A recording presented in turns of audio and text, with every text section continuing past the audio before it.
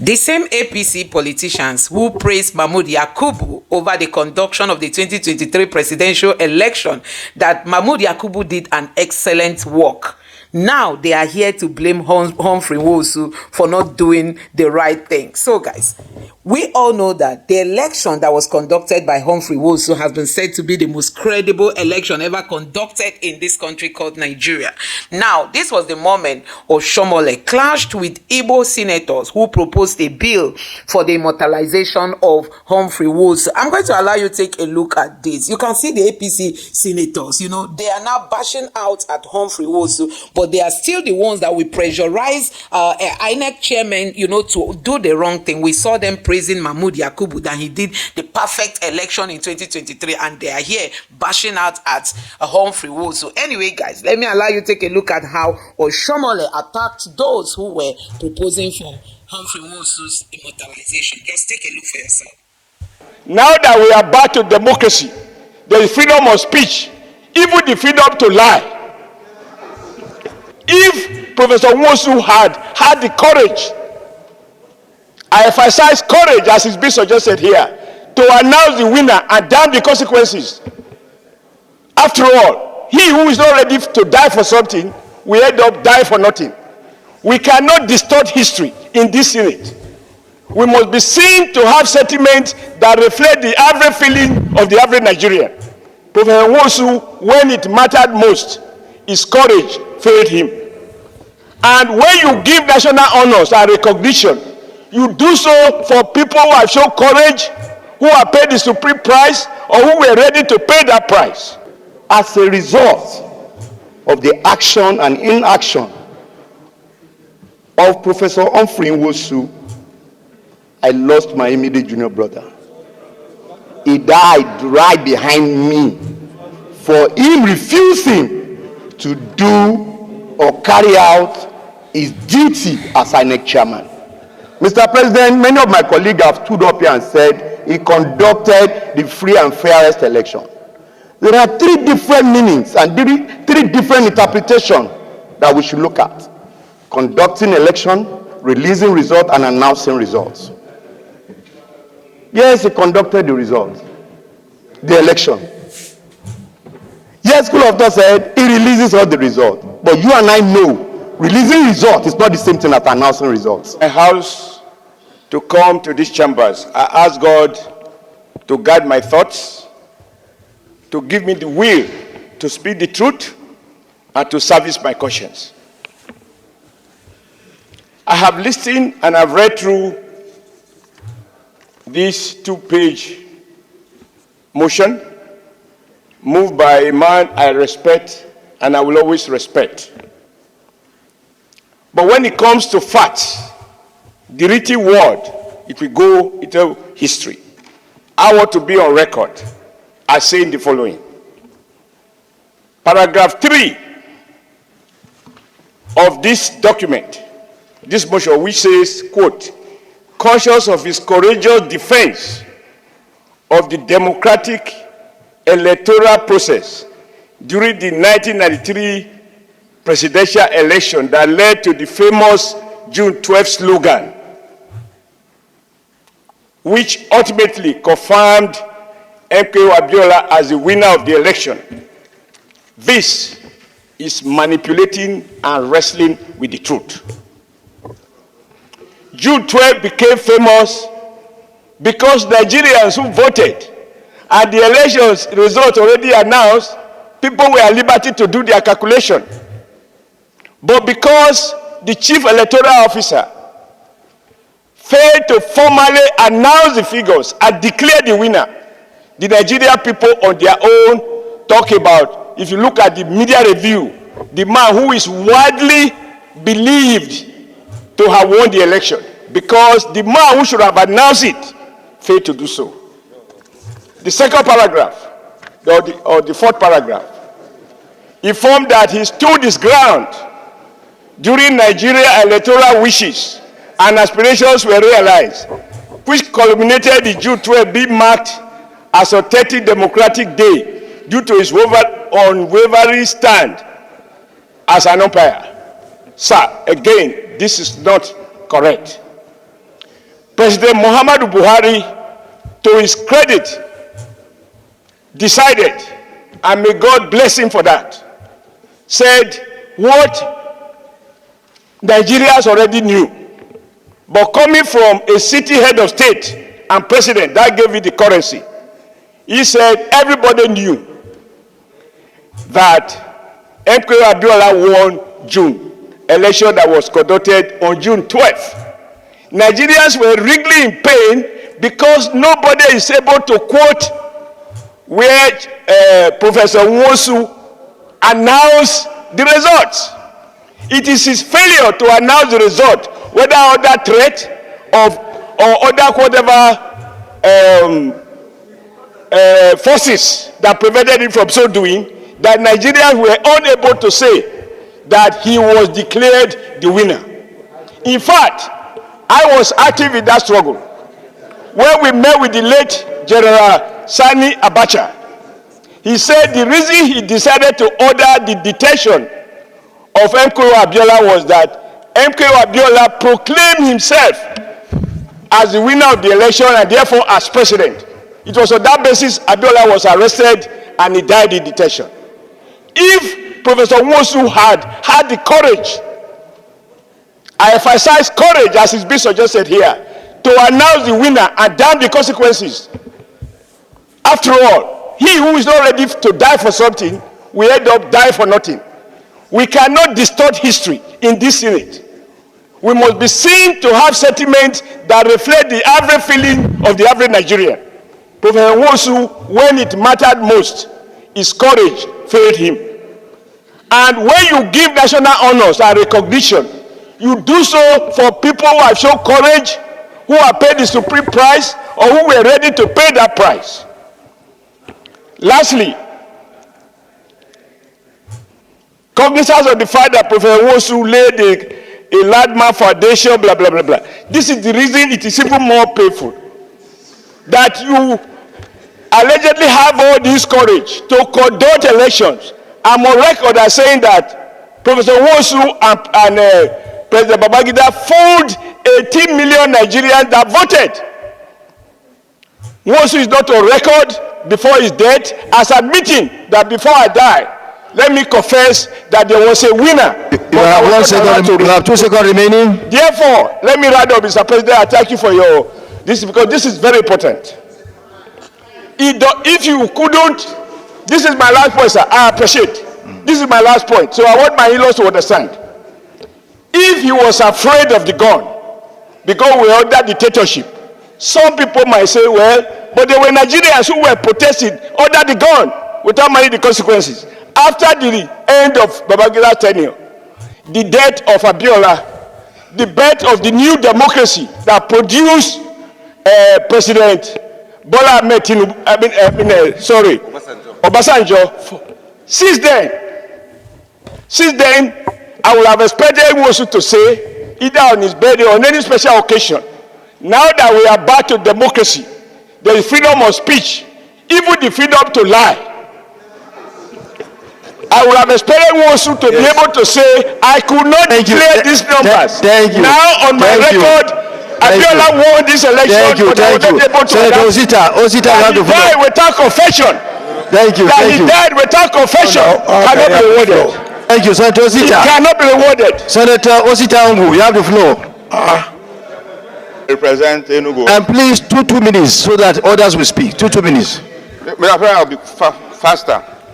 I want to actually remind us that whether we speak for or against, Humphrey Nwosu will be buried tomorrow. I also want to remind us that just recently, the former president, Ibrahim Babangida, held an event lately, which everybody, even several people here attended, including the current president of the country. And everybody came up, because he's alive, to speak good of him. If Humphrey Nwosu was doing a colloquium today, Nigerians will still go the same way they lined up to speak good of IBB. And I also want to remind us that Humphrey Nwosu was the chairman during a military regime, there was no way he would have announced a result with a gun placed on his head. Mr. President, even anybody who wants to be Anthony, who wants to say I'm going to refer to Julius Caesar, friends, Roman countrymen have come to bury Caesar, not to praise him, which is what Senator Oshiomole can take up. You can just bury the dead if you don't want to praise him, and allow those who want to praise him to praise him.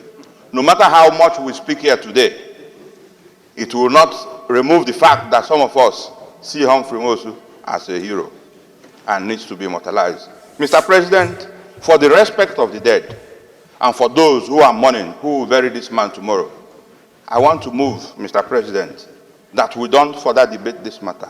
We go to the question, so that we don't continue to open up several things. You know, I so move.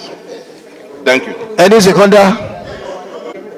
Leave historians to write about Humphrey Nwosu. I don't want to express my own personal opinion, but I know that continuing with this debate will open up a lot of wounds. And it has the tendency of dividing the Senate along unusual lines. I will therefore say that the prayers are there. We can straight away go into the prayer. And it is very necessary for us to save time. We are very close to 1 o'clock now, and today is the closing day. Yeah. And on the other paper, we have a lot of items to discuss.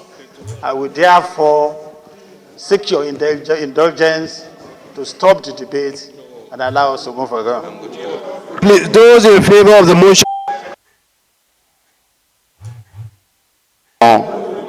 Representing Ogun West Senatorial District. Mr. President, this is one issue that...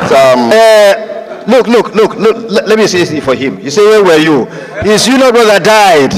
His junior brother was killed during the June 12 saga. Sir, let me make my submission that I can tell you where I was when it happened. He's protected. Allow him to speak. He's protected. If I may now see, that's why he's speaking like that. Mr. President, very distinguished colleague, this is one issue I have tried as much as possible to avoid.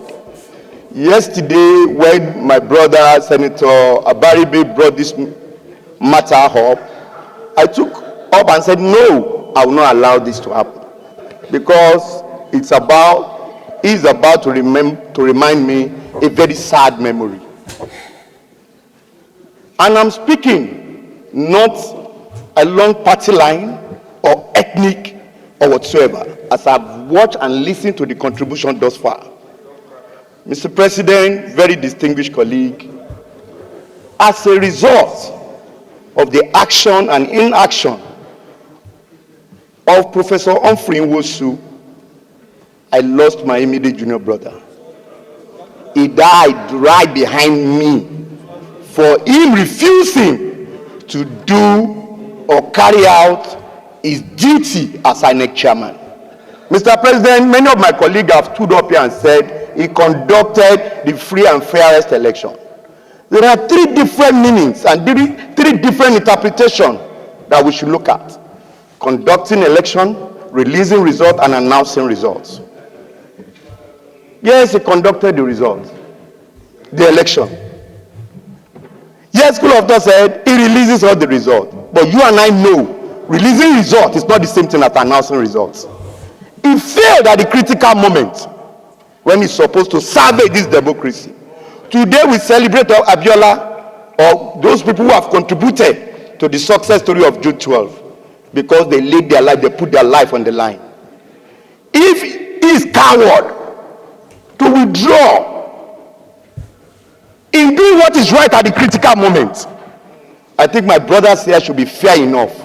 We are not saying you should not bring this matter up. And as my colleague have said, everybody that we have put before us that should be honored, we have celebrated them here. And don't forget, this is the highest law-making body of the Federal Republic of Nigeria, where we should see ourselves as one and one Nigeria. Professor Humphrey Nwosu, with due respect to him, because it's now late, does not deserve to be immortalized as one of the very few Nigerians that have done the right thing. And I want to plead with my colleague. As I've said, I'm not speaking along the ethnicity line, along the party line, but I'm speaking as Nigeria, who witnessed the horrific bombing. Thank you. Once again, remaining of Professor Nwosu to carry out his assignment at the most critical hour. Now let's go to prayers. So guys, you have seen it for yourself. Honestly, for me, I don't even think this should be a topic, you know. I don't think this should be a topic because take it or leave it, this is Tinubu's government and Tinubu is not really a pro-Igbo leader, you know. And we have majority of the Yorubas and the Northerners in the Senate. So what do you expect? You don't even expect this kind of bill to scale through, you know, considering the level of division in the country. So for me, it's just a waste of time even bringing up this bill because you know that Tinubu will not listen to it. It's like going to the House of Assembly to debate that Nnamdi Kanu should be released so that the Igbos can start experiencing peace. You see how the Fulani headsmen are invading the southeast. Nobody is speaking. You can't speak. You can't talk about it because it has to do with the Igbo land. And they will leave their own land. They will come to Igbo land and begin to not just invading farmlands. They are equally attacking communities and all that. But such a bill cannot be talked about on the floor of the Senate. Now, take it or leave it. For me, this bill is just a waste of time because guess what? Tinubu will not even want to give assent to it. So why continue on such debate? They should rather take their time to consider some of the challenges Nigerians are going through, you know, and begin to talk about it because Nigerians are really going through hell. People can't eat, people can't feed, and I'm just wondering when are all these challenges going to be over? Tinubu said people should be bearing, people should keep persevering, and these senators that you see talking are all over there. None of them is ready to cut down on their salaries. They are not ready to reduce their pay, their allowances, at least to help Nigerians. They are not giving out scholarship. You see them sitting down, they are still earning what they were earning where the economy was good. Now that the economy is bad, they are still earning the same thing. And for an average man who depends on, you know, minimum wage, tell me how such a person will be able to take care of his or her family. So that is the problem with all these leaders. They don't care. It's just about them.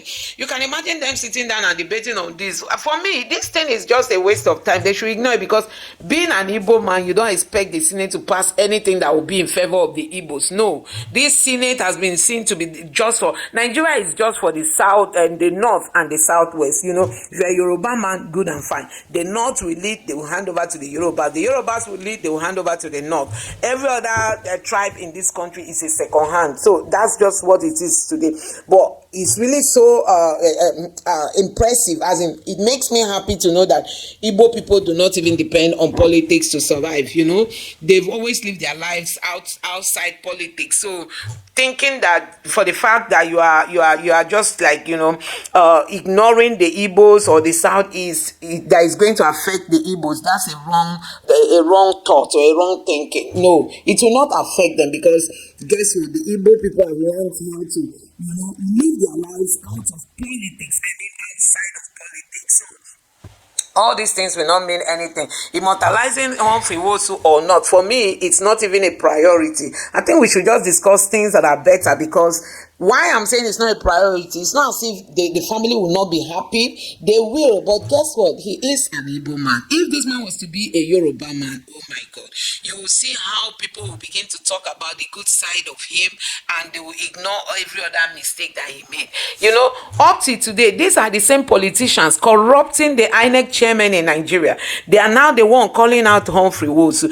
If an election is conducted today, it is them that will manipulate INEC, manipulate police, manipulate all the security agents, manipulate even those people that will be working under INEC to conduct election. They will manipulate all of them, and then tomorrow they will come and tell you that as INEC chairman you did the worst. I'm just wondering, what if they are saying Humphrey Nwosu is this bad? What are they going to say about Mahmood Yakubu? What are they going to talk about them? The APC-led government, under which they told us that beavers are not relevant, IREF, there was a glitch and all kinds of things. What are they going, if they they cannot, say Humphrey Nwosu is a hero. I'm just wondering what APC in future will talk about Mahmood Yakubu, because guess what? They are the ones, these politicians, they are the ones that will push the INEC chairman to the wall, and they are the ones to come out and start castigating the INEC chairman. But it's good that this is an eye-opener for those who want to learn, those who want to understand that, you see, these politicians, they are just use and drop. They will use you, they will drop you. Don't be surprised. Some of them try to manipulate this Humphrey Nwosu, but he resisted. Doing a military regime is not easy for you to be in that position, and being an election that was so highly contested, an election that was so significant, his life was in jeopardy, and he did his best to make sure that things were done transparently. Election materials were distributed timely. I mean, he did his best. He cannot be everywhere. He did his best. Not like Mahmood Yakubu, where election materials are being distributed somewhere in the north, and then the south has not even seen any light of that. That is the kind of country. These are the same politicians leading others to sin. Now they are coming out to condemn Humphrey Nwosu. Anyway, guys, let me know what you think about this in the comment section below. Please don't forget to subscribe to the channel, turn on the notification bell. Please give this video a like so that YouTube can recommend it to others, and drop your thoughts in the comment section below. Thank you.